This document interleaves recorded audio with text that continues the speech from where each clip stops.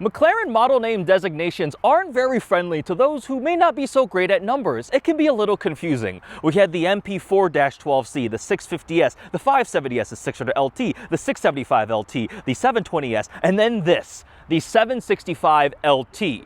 All you need to know is the LT. Those two letters indicate it's the long tail model, which beyond just being slightly longer, it's more so it's the track focused, top tier, most capable, fastest version in the McLaren lineup. And because this 765LT is based off the 720S, this sits at the very top of the Super Series lineup.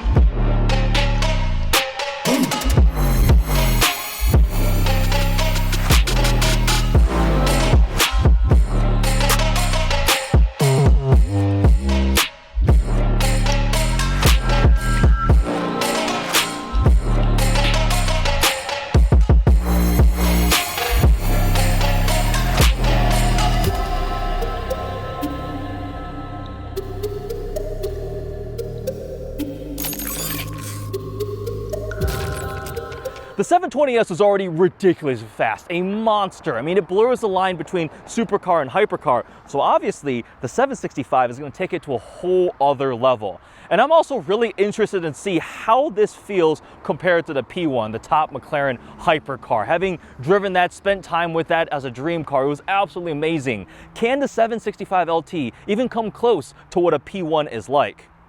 In terms of the powertrain, the 765 also has a 4-liter twin-turbo V8 that McLaren shares across the lineup. In this car, it makes 755 horsepower and 590 pound-feet of torque. That is sent all to the rear wheels via a 7-speed dual-clutch transmission.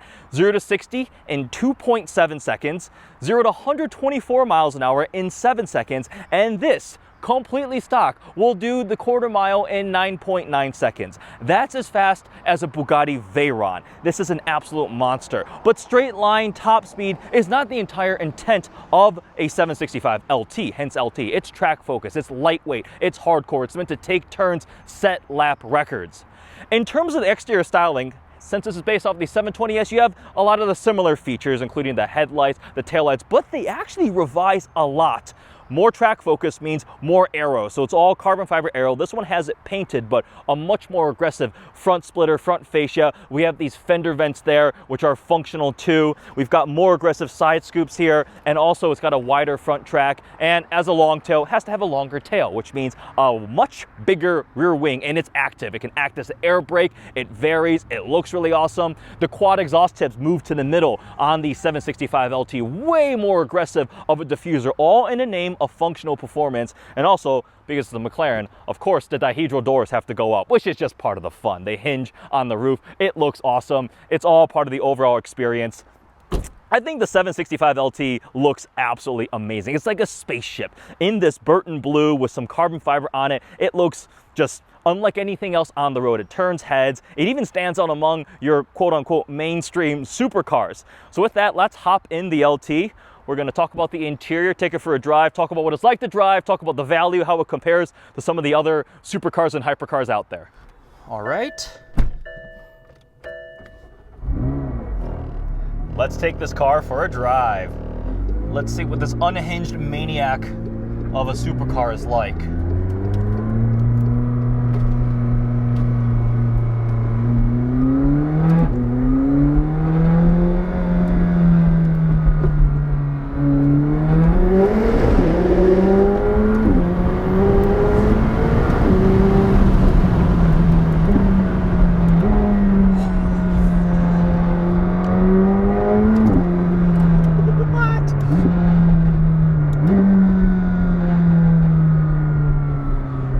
Wow.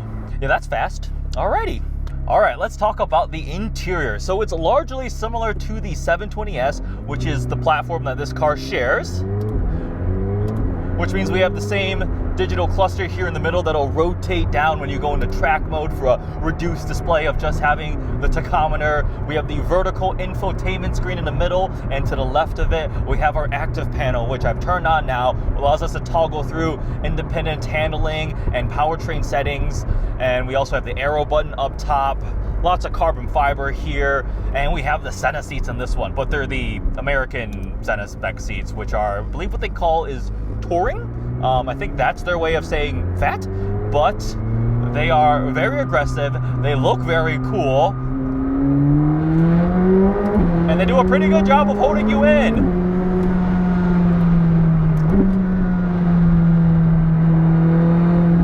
This car is unhinged.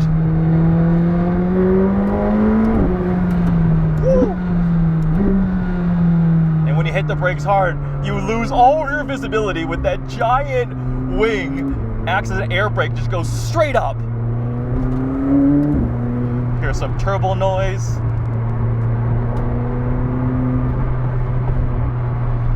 Oh, what else about the interior? It's fairly spacious, practical-ish.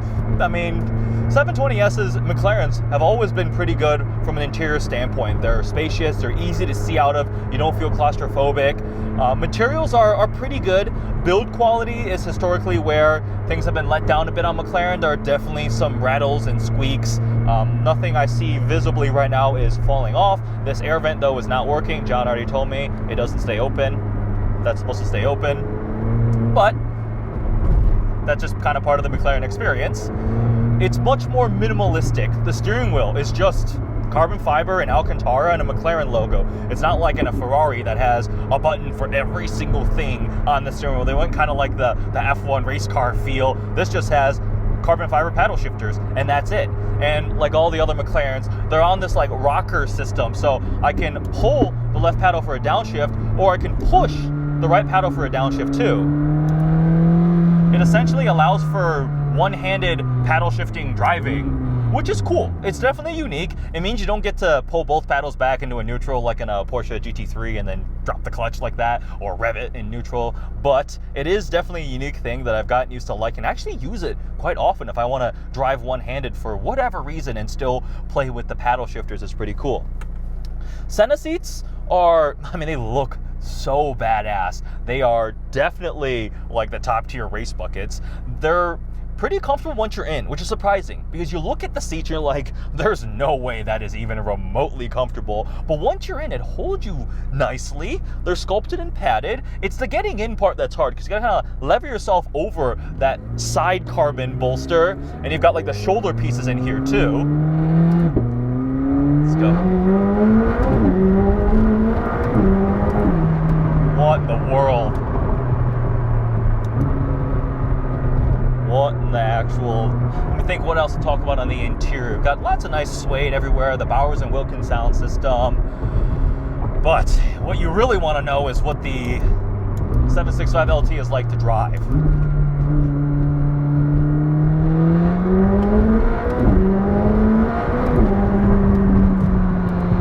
It's obviously very fast in a straight line. Very, very, very fast. Some of the things that McLaren did to make this the LT, the more track-focused one, are obviously the aero, the power. They upgraded the brakes. It has the same calipers as the McLaren Senna, huge carbon ceramic brake rotors. We have Trofeo R tires, which are essentially race slicks, and when they're warm, they'll be extremely, stupendously grippy. This also has McLaren's proactive chassis control too. It's their cross-linked hydraulic suspension, which is absolutely amazing. It's interesting how this compares to something like Magnetic Ride, which I also like, because they both allow the car to perform very well, respond very quickly to changing surface conditions, all sorts of different dynamic situations, but they don't compromise comfort. This thing rides not as comfortably as a 720S, but the 720S is like an S-Class for a supercar. It's crazy. This is definitely a bit firmer, but in the scheme of what this competes against, it is extremely, extremely comfortable, very well composed on the road, going over bumps, which imparts a sense of confidence. You don't want your car to feel unsettled, jarring, and things like that, right? You want it to be in contact with the road. It has a titanium exhaust system that's 40% lighter than the 720S one. Claimed weight reduction versus a 720S is 176 pounds. Regardless, curb weight under 3,000 pounds. For a car with, call it, over 750 horsepower, that is ridiculous. Imagine driving a Miata with a 750 horsepower twin turbo V8. The dual clutch transmission is also very, very good. It shifts very quickly, and it imparts a bit of the drama in it, where it like kicks you when you're under really hard acceleration in a more aggressive drive mode. PDK is smooth and has always been like the benchmark. I think Ferrari's dual clutch is up there as really, really good too. The Huracan is great.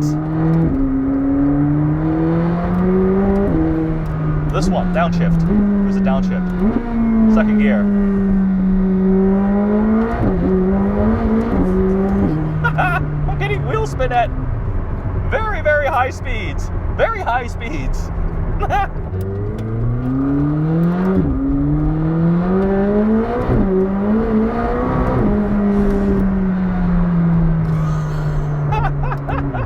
The 4-liter has a very different personality and sound to the 3.8. It's more power, and to me, it has a more raw, hard-edged sound and feel to it. The 3.8 in the previous, so we're talking 12C, 650S, 675LT, and the P1, was almost like a more smooth sound and feeling to it. The 4-liter is definitely more in every way. This thing is potent. So how does this stack up to the P1? I spent a lot of time driving a McLaren P1, which I am extremely grateful for. The P1 was one of the most exciting cars I've ever been in. It's exhilarating at all speeds, everything you're doing, from the noises, the roof scoop, the feeling. That's hardcore race car. And when the 765LT came out, you're like, whoa, this is close in terms of speed, power, like things like we're getting really, really close because they keep improving upon it. So I was definitely curious, does this feel like a hypercar? It's hypercar performance. It's missing a little bit of the drama. Now, drama is very hard to quantify, right? How do you describe this feeling of drama and excitement? And I think some of it is in my head, knowing that this is a production series car, right? It's not a P1, it's not a Bugatti, it's not a LaFerrari, it's not something at that tier. That's not a discount on this car whatsoever.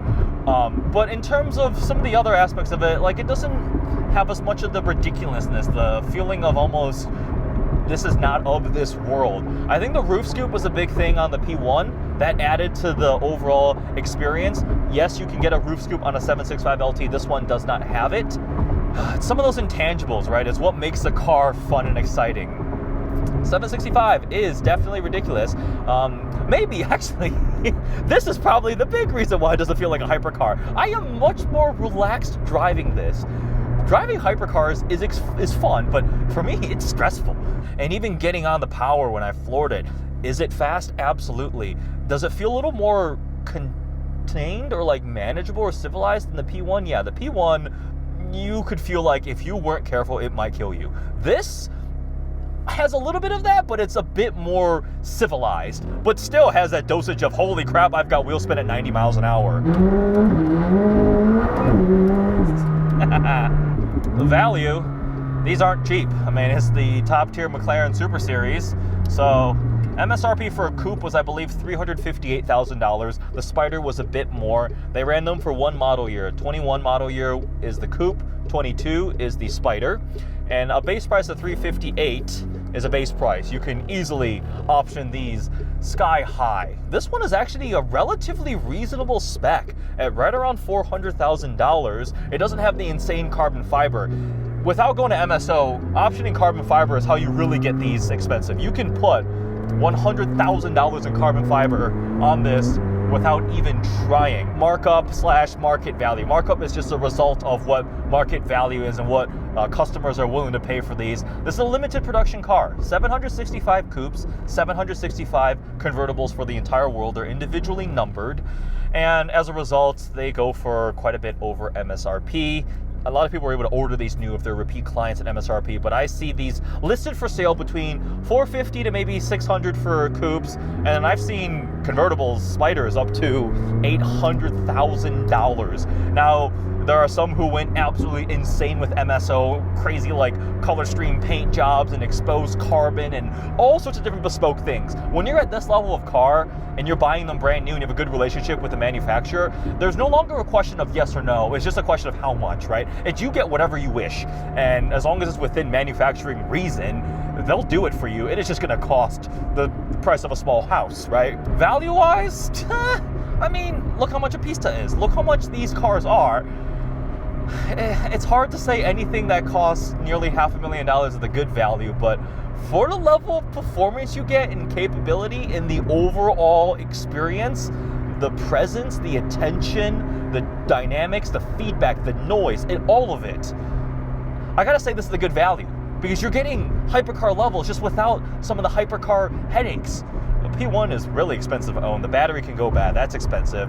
Imagine trying to service a Bugatti Veyron, right? I've seen some of those numbers. A peacock or a turkey. It's terrifying. This is expensive, but it is ultimately still just a McLaren Super Series car, the 765LT. It is pretty remarkable. I want to get one of these on a racetrack or a really open, curvy road. We're just in the suburbs of Michigan. Nothing is obviously ideal right now in terms of experiencing this car. So it's a real-world street driving experience. I'm actually going to take this out of active, so everything goes into kind of normal, comfy, automatic. Mode changing, yep. It still feels pretty hardcore. It's not going to ever go back to like 720S feeling. There's more noise, there's engine noise, there's road noise. Yeah, I'm going to go back to active. That's more fun.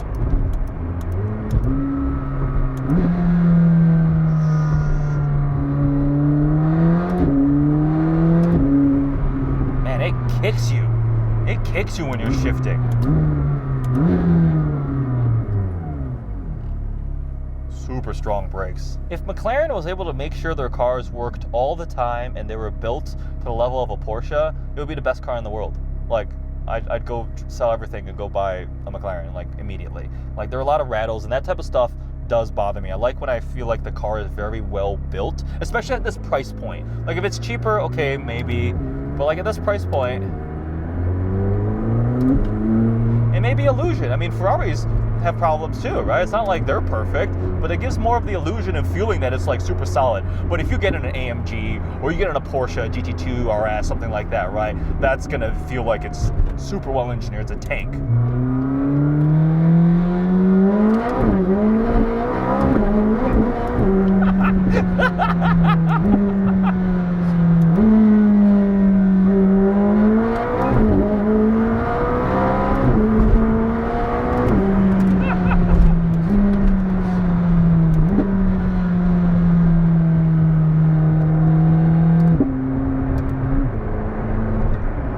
Holy crap.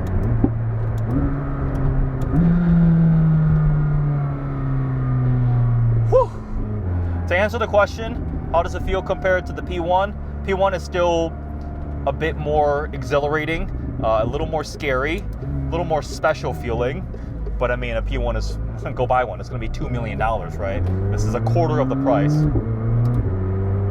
Do you get a quarter of the experience? Or you get way more than that. You get like, I'm gonna throw a number out there. You get 92.7% of the experience for a fourth of the price. So go for one of these. What a car. Check out my ownership video with John. We sat down and talked about it, how it compared to a 600LT, some of his other cars, his thoughts about the car so far. He is gonna go take this to the track because that's where a car like this belongs and will shine, and I cannot wait to hear how much he loves it on the track.